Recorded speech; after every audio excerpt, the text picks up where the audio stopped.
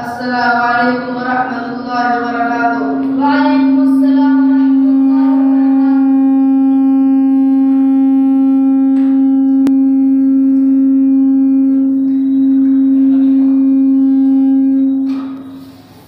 बताइए हमारे नबी सल्लल्लाहु अलैहि वसल्लम से पहले कौन से नबी थे? हमारे नबी सल्लल्लाहु अलैहि वसल्लम से पहले हज़रत ईसा अलैहिस्सलाम थे। क्या कभी हज़रत ईसा अलैहिस्सलाम की मुलाकात शैतान से हुई थी? जी हाँ, हज़रत ईसा अलैहिस्सलाम की मुलाकात शैतान से हुई थी।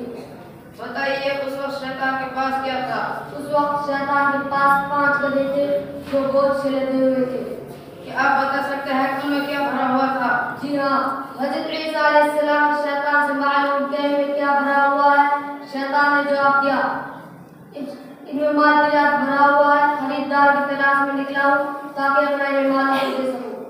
बताइए कौन सा खरीदार की तलाश में निकला था? ये सवाल हज़रत ईसा अलैहिस्सलाम ने शैतान से किया था तो शैतान ने जवाब दिया, पहले गधे पर जुर्म लगा हुआ है, इसको बादशाह और बड़े बड़े ओहदे वालों को देता हूँ। अच्छा, तो शैतान बादशाह और बड़े बड़े ओहदेदारों को जालिम बनाता है? जी हाँ। अच्छा, ये बताइए शैतान के दूसरे गधे पर क्या था? दूसरे तकब्बुर भरा हुआ था। शैतान ने कहा इससे चोरी हम खरीदते हैं। बताइए तीसरे गधे पर क्या लगा हुआ था? तीसरे गधे में हसद था। शैतान ने कहा इसको उलमा और पढ़े लिखे लोगों को देता हूँ। बताइए शैतान के चौथे गधे पर क्या था? चौथे में खैरात भरी हुई थी। यहाँ कौन लोग खरीदते हैं? शैतान ने कहा इसको लोग खरीद कर ले जाते हैं। बताइए पांचवें गधे पर क्या था? पांचवें में मकर का एक भरा हुआ था। मगर फल किसको देता है? शैतान ने कहा इसको मैं औरतों को प्रमुख करता हूँ।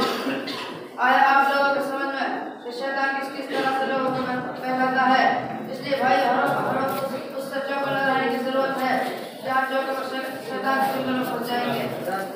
इसलिए भाइयों हमें सबसे बचने के लिए दुआ करते रहना चाहिए, क्योंकि वो हमारा असली दुश्मन है और उनको दुश्मनी समझना चाहिए, वरना शैतान हमारे लिए बड़ा खतरनाक है।